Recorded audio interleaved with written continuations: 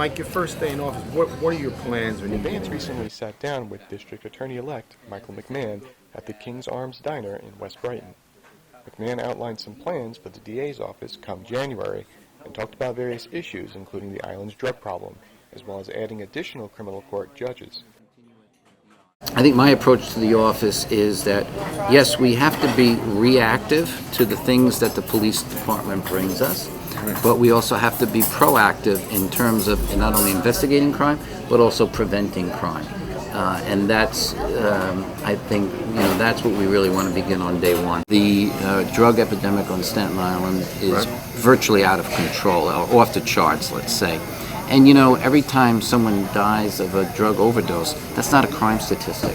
And so it's not showing up in our numbers, and yet we've got this terrible problem. When you look at the fact that we had last year 72 or somewhere around 75 reported drug overdose deaths, I think since the election there have been 3 that were reported in the newspaper. There's been 2 or 3 fatal shootings since the election.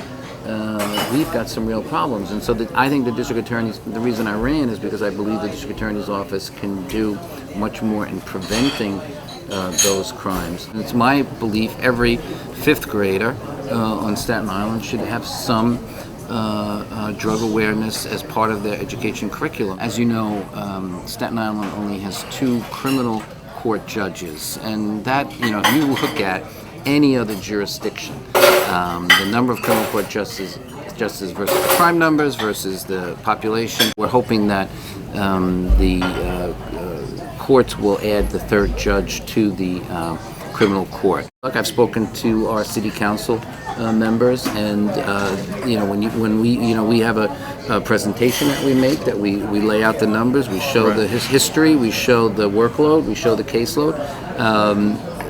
Then they understand Staten Island's, being the forgotten borough. That's something we all know, and so I don't have to convince them of that.